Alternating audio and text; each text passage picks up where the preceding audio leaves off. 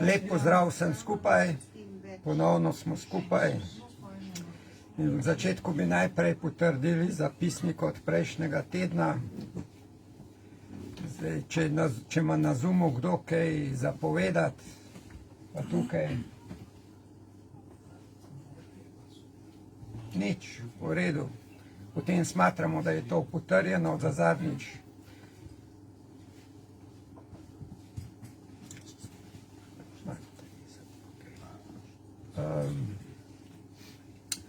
Danes imamo v planu, da bi zdaj od začetka jesene 20-25 minut povedal določene stvari. Za mano bo Julija Žontar, potem bo premor, po premoru imamo ob 18. uri za 20 minut gosta presenečenja, ki ga ne bi še napovedal zdaj. Za njemu bo 10-15 minut Iviljana, potem imamo pa prosto, da se še kaj pogovorimo na Zoomu, pa tukaj v živo. To je to. Zdaj bi pa nekaj, jaz mislim, da je pametno danes povedati kakšen stavek glede cepljenja. Imam občutek, da je precej članov malo strah glede tega, pa bi jaz ene stvari zdaj majhen prebral še enkrat, da bi se malo spomnili. Najprej bi nekaj za ustave slovenske prebral. Tukaj 2 člena, recimo. Lokalna samouprava. Občina je samoupravna lokalna skupnost. Območje občine obsega naselje ali več naselij, ki so povezana s skupnimi potrebami in interesi prebivalcev. Občina se ustanovi z zakonom po prej opravljenem referendumu, s katerim se ugotovi volja prebivalcev na določenem območju. Zakon tudi določi območje občine. Zdaj pa še 140. člen. Delovno področje samoupravnih lokalnih skupnosti. V pristojnosti občine spadajo lokalne zadeve, ki jih občina lahko ureja samostojno in ki zadevajo samo prebivalce občine. Država lahko z zakonom prenese na občine opravljanje posameznih nalog iz državne pristojnosti, če za to zagotovi tudi potrebna sredstva. V zadevah, ki jih je na organe lokalne skupnosti prenesla država, opravljajo državni organi tudi nadzor nad primernostjo in strokovnostjo njihovega dela. In zdaj pa, če tole razumemo, ker država določene pristojnosti prenese na občino, kaj to pomeni? Občine v bistvu pusti na mir, je pa res, da ko jih ona financira, morajo delati tako, kot oni rečejo. Zato oni izdajajo odloke in občine so glavni krivci, kar nam delajo, in malo razmislite, kaj in kako in kdo je največ kriv, da se to dogaja. Zdaj bom pa še eno stvar naprej prebral, jaz sem zato zdaj občine, ker bom pa zdaj drugo samoupravo prebral, 145. člen. Samouprava na področju družbenih dejavnosti. Državljani se lahko za uveljavljanje svojih interesov samoupravno združujejo. Državljanom se lahko z zakonom prepusti samoupravno urejanje posameznih zadev iz državne pristojnosti. Če vam to zdaj ni jasno, si še enkrat pejte Ustavo 145. člen prebrati. To je podobno kot občin. Mi smo samostojni in nas ne morajo nekaj klele zajebavati. In glede tega, vse, kar imamo, to so vse resne zadeve, da bolj ne morajo biti. Ta zelena, stole moraš jeti v bistvu povsod. Ker v našem statutu društva Belis, nameni in cilji društva, 9. člen, nameni in cilji društva, srečno življenje z brezpogojno ljubeznijo do popolnega življenja. Mi imamo to noter v statutu. Se pravi, kdo nas bo zdaj zajebal z nekimi cepivi in z ne vem kakšnimi PCT in to.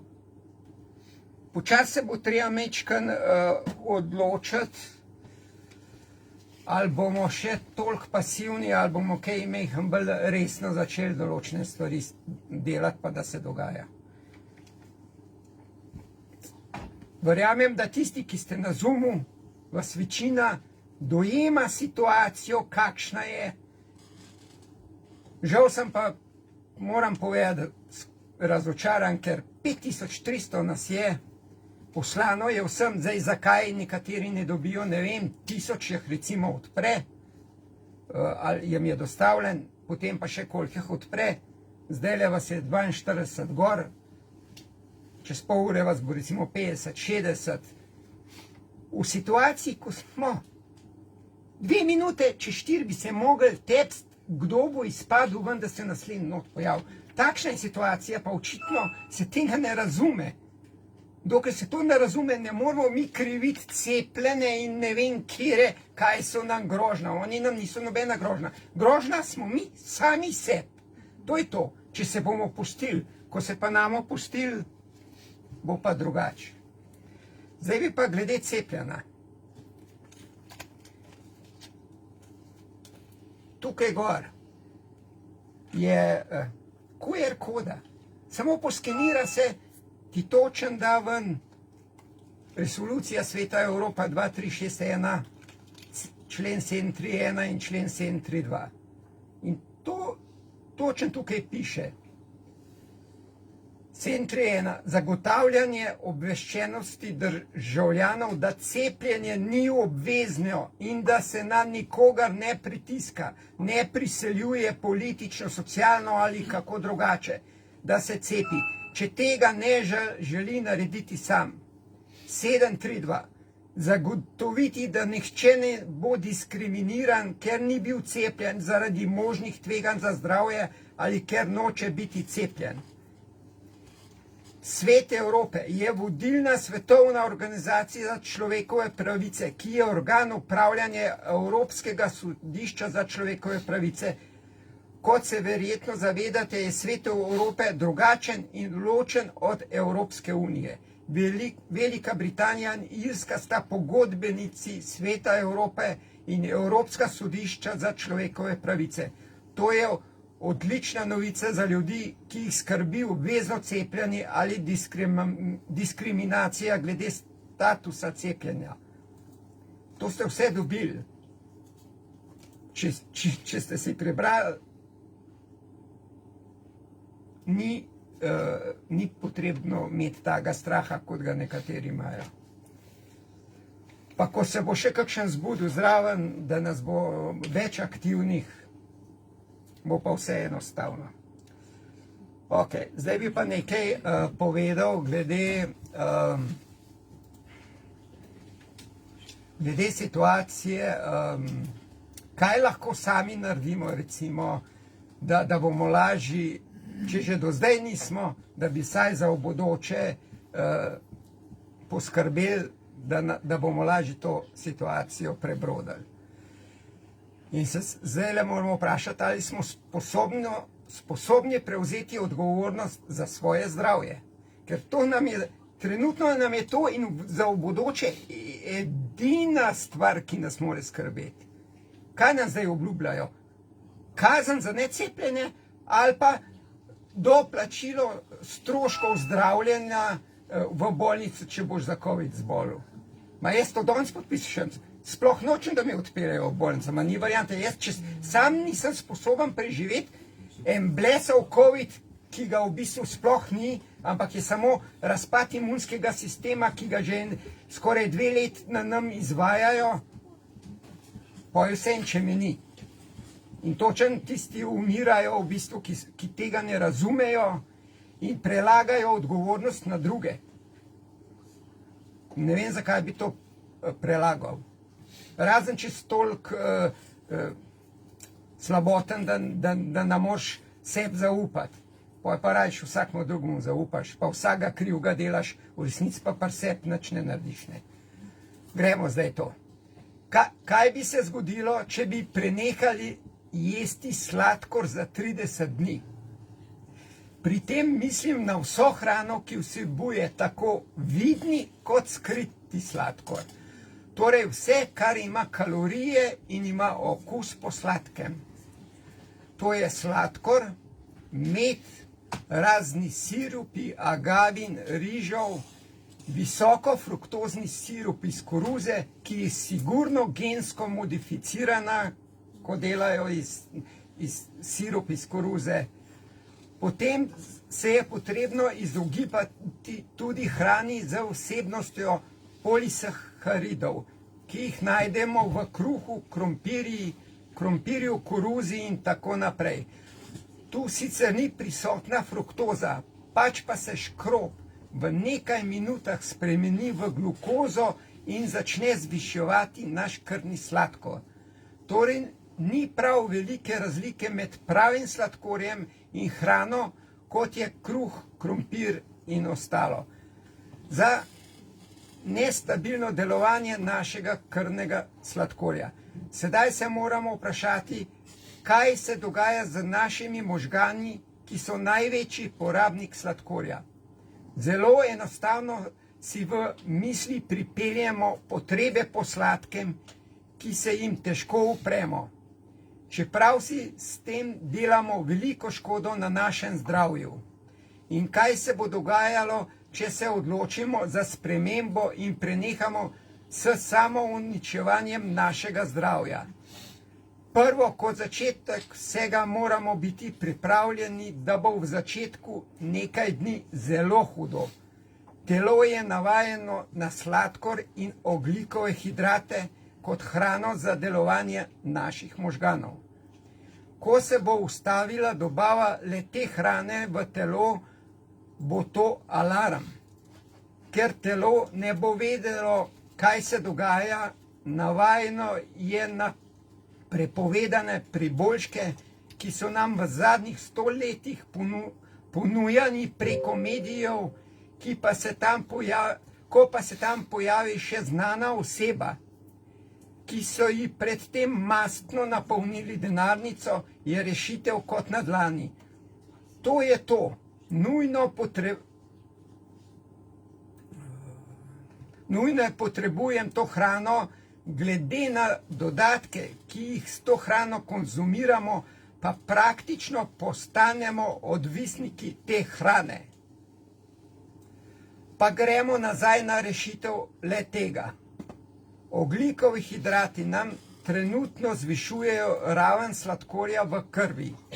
Inzulin pa nam ga poizkuša znižati in kaj dobimo? Nestabilen krvni sladkor in to je za naše telo zelo škodljivo. Do sedaj smo vedno, ko nam je krvni sladkor padel, pojedli nekaj sladkega. Sedaj pa se to ne zgodi, zato mora telo takoj pričeti z urejanjem metaboličnih procesov.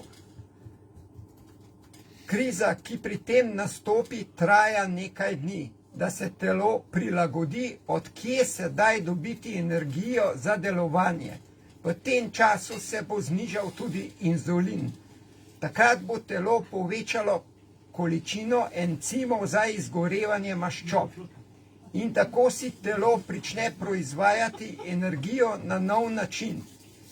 Medtem bo telo še vedno oddajalo hrepenenje po sladkorjih, kajti zakaj bi se telo matralo za pridobivanje energije, če lahko dobi priboljške v obliki sladkorjev. Ti odtegnitveni simptomi so lahko podobni kot pri uživanju heroina ali kokaina. In tako kot kokain in heroin vstopata v možgane, se v našem primeru izloči dopamin, ki ravno tako prehaja v možgane in takrat dobimo začetni občutek užitka. Zato tako iščemo takšno hrano, nam je kakor droga in na dolgi rok se to spremeni v odvisnost. In kaj je definicija odvisnosti? To je takrat, ko ne dobimo dovolj tega, kar želimo dobiti. Pomislimo samo, kako se nam cedijo sline, samo ko vidimo kaj sladkega. Dopamin je naravna snov in je nujno potreben za delovanje telesa. To je to, kar nam daje zagon, želje in cilje. Pomaga nam pri uresničevanju ciljev, saj nam pomaga, da se osredotočimo na potencialne nagrade in ko ga dobimo v naravi, je zelo natančno uravnotežen, tako da dobimo ravno pravi odmerek. Ko pa ga dobimo na način s sladkorjem, kokainom, heroinom, so to izolirane oblike, torej rafinirane v izrednih odmerkih in ne tako, kot bi dobili iz narave, iz rastlin, sadja in ostalo. Če z uživanjem sladkorjev in ostalih problematičnih živil nadaljujemo, se dopamin ne izločuje tako senzitivno kot pri pravilni hrani. Pri tem postanemo manj občutljivi in tkiva se ne odzivajo več tako na naš odmerek. In potrebujemo vedno več in več. Reklame so pri tem edinstven primer, ko se človeka prepriča, da potrebuje ravno ta izdelek. Razni čipsi, danes, če verjamemo reklamam, že kar zdravi, če ne zdravilni, v zdravilni vlogi za človeško telo, so nam lahko primer hrane, ki nikoli ne bi smela pristati v ustah, kaj šele v človeškem želodcu. Sedaj se lahko vprašamo, zakaj nam takšna hrana prinaša takšno zasvojenost. Nekateri lahko pijejo alkohol in ne bodo postali odvisniki. Ravno tako je pri sladkorjih, ko nekateri nikoli ne bodo postali odvisniki, to pa zato, ker je vsak svoj individuum in je delovanje možganov pri ljudeh različno. Odvisno je, kako delujejo možgani človeka in kateri del je bolj razvit oziroma aktiven. Tako imamo nekaj nižjih centrov v možganih in ti so povezani z bolj primitivnimi funkcijami, kot sta užitek in preživetje. Medtem ko je višji center možganov razvit predvsem za izvršilne funkcije, to je motivacija, razmišljanje in nadzor. Nižji del se odziva in ustvarja užitek. Zato sladkor, heroin, mobilni telefoni ustvarjajo nagrado in nam prinašajo prijeten občutek. In vse, kar se ponavlja in lahko povzroči zasvojenost, spremeni tudi nevrone. In ko se ti nevroni spremenijo, se zataknemo v drugačen komunikacijski vzorec, ki ustvarja odvisnost od te stvari ali snovi, ki ustvarja užitek. In edina stvar, ki nas nekoliko drži v ravnovesju, so višji centri v možganih, zlasti čelni del. Bolj kot je razvit ta del, lažje nadzoruje vse ostale centre, ki so mu podrejeni. Dobra novica je, da obstaja nekaj, kar se imenuje nevroplastičnost, ki ga lahko možgani sami spremenijo in največji gonilnik te spremembe je gibanje telesa, tako ali drugače. Zato prosim, gibanje je ključ do zdravja, saj vpliva na praktično vse dogajanje v telesu. Možgani se pri tem povečajo in izboljša se njihovo delovanje. Pri tem pa se možgani tudi zaščitijo pred krčenjem. Več kot se gibljemo, manj imamo tudi potrebe po napačni stimulaciji možganov skozi neprimerno hrano. Gibanju bi lahko dodali še post, ki je tudi zelo blagodejen za telo, če le človek ve, kako mora to opraviti ker se lahko povzroči več škode kot koristi.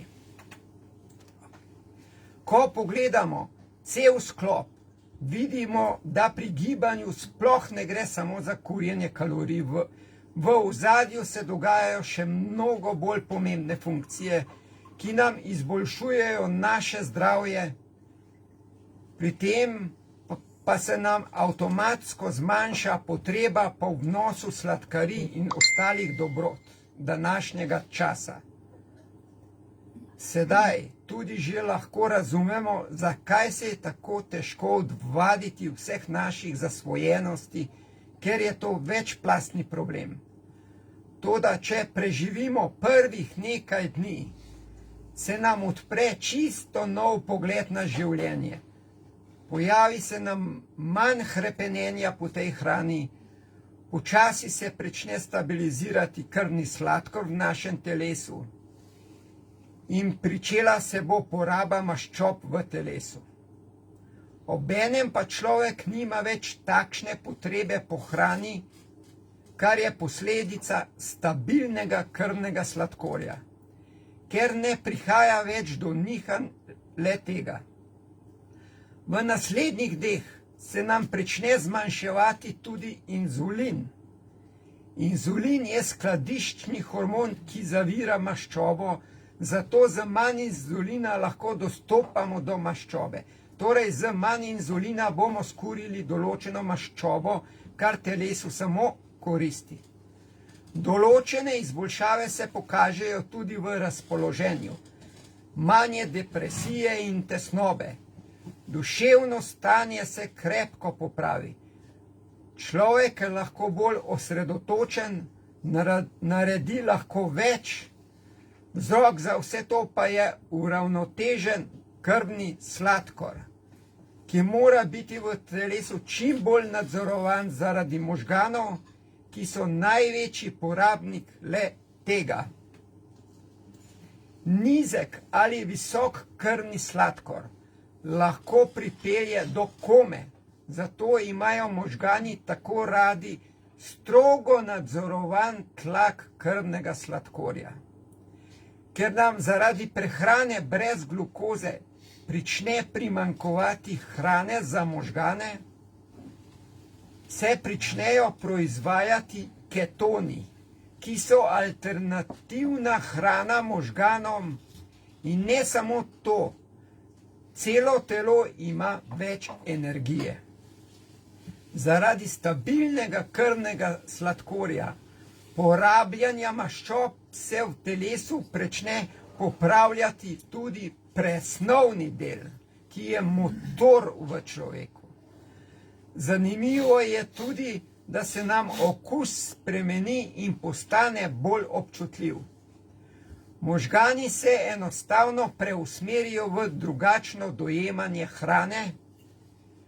Človek doživi enostavno drugačno dojemanje hrane in spoštovanje do le te. Človek okusi skrivne okuse hrane, ki so mu bili skriti zaradi uživanja hitre hrane in sladkorja. Ko pa človek po določenem času poizkusi nekaj sladkega, ugotovi, da mu je okus enostavno premočan, torej presladak, zaradi njegovega izostrenega okusa. Če bi se po mesecu ali dveh odločili za pregled krvne slike, bi ugotovili, da se je večina izmerjenih vrednosti spremenila na bolje. S tem človek dobi resnični dokaz o boljšem in zdravem načinu življenja.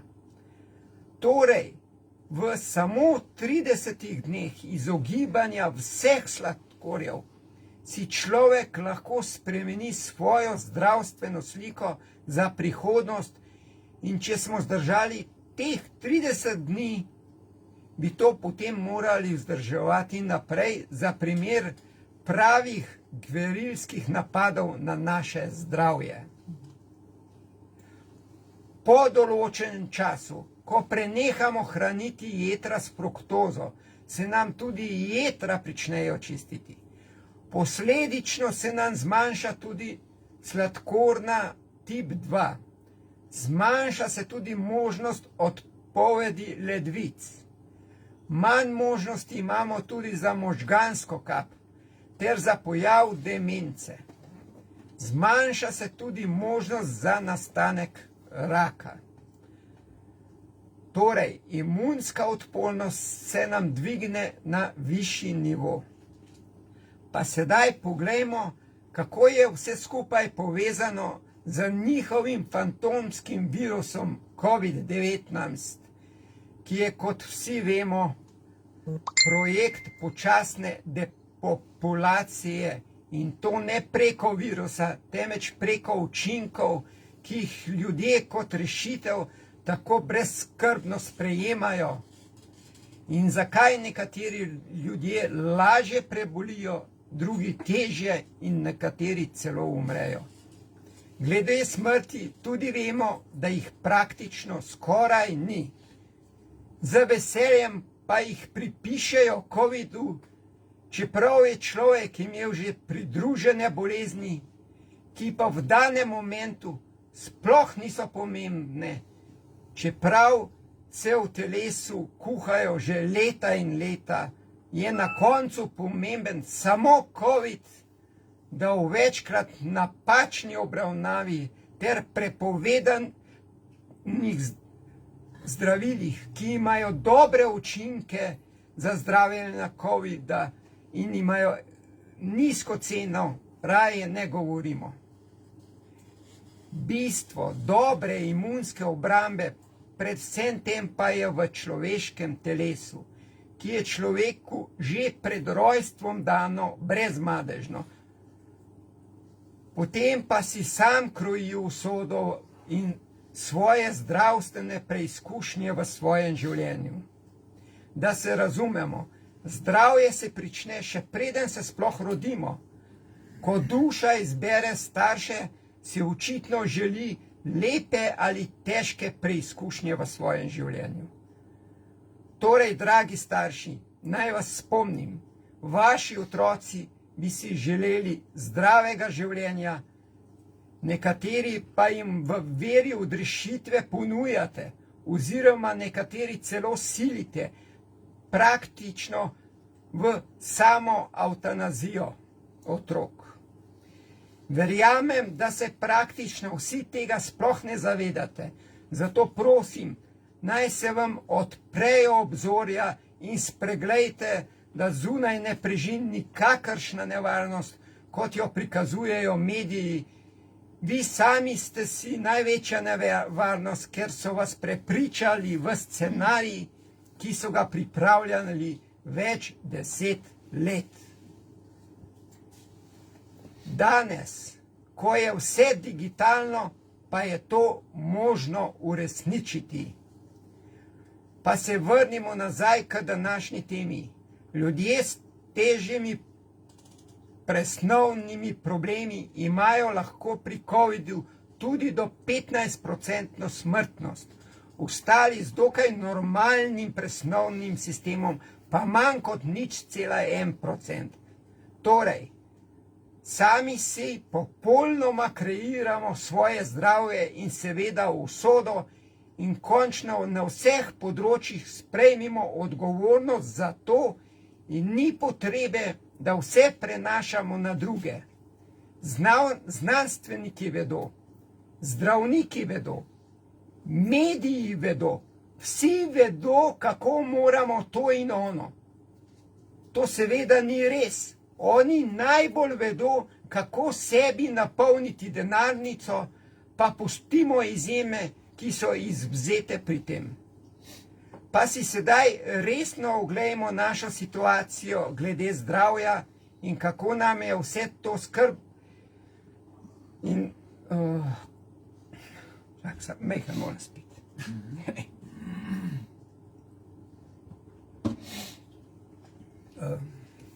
Glede zdravja in kako nam je za vse to skrbno želijo vse najboljše naši odločevalci in vsi njihovi pomagači, ki se jih je nabralo že veliko.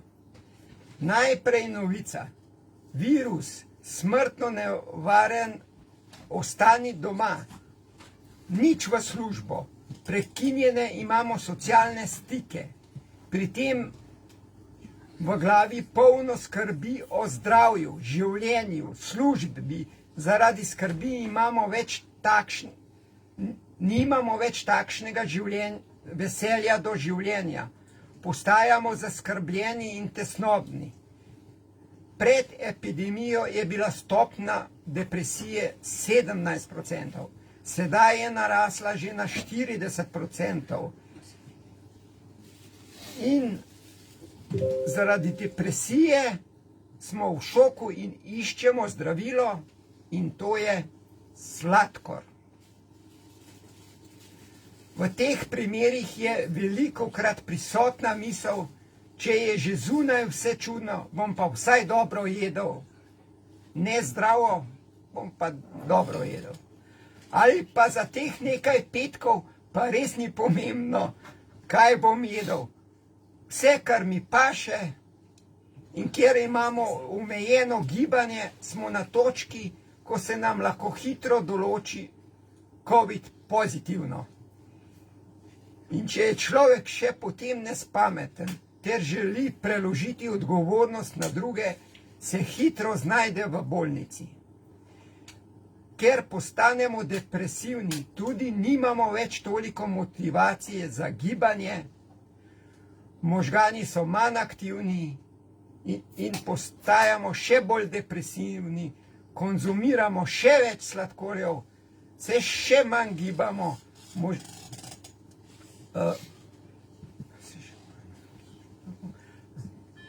in možgani postajajo vedno bolj šibki in ne morejo več nadzirati stresa.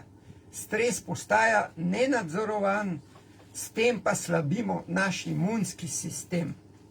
Nenadzorovan stres zahteva še več sladkorjev in tako si sami uničujemo imunski sistem, ker pa bo lahko kdo rekel, ja, to da takšen način hranjenja si finančno ne morem privoščiti. Res je, to da poglejmo, kakšna zavarovanja imamo sklenjena za primer bolezni in razmislimo, ali res vsa ta potrebujemo. Še posebno sedaj, ko so nam kršene naše pravice na vseh področjih, zakaj ne bi tudi del te odgovornosti prevzeli nazaj na sebe in te oskrbe sploh ne bomo potrebovali, še manj pa plačevali zavarovalnica. Verjetno pa nam bo v bodoče kar odvzeta oziroma nam bodo pravice zelo zreducirane. Torej, ostanimo srečni in posledično zdravi v okviru društva Belis. Dragi Miran, iskrena hvala za te spodbudne besede in res je tako, kar praviš. Vse je res. Podal si čudovito poročilo, jaz vam bom to potem na Zoom dal, se pravi datoteko, da boste si lahko še enkrat v miru to zadevo pogledali. Sedaj pa povabim Julijo.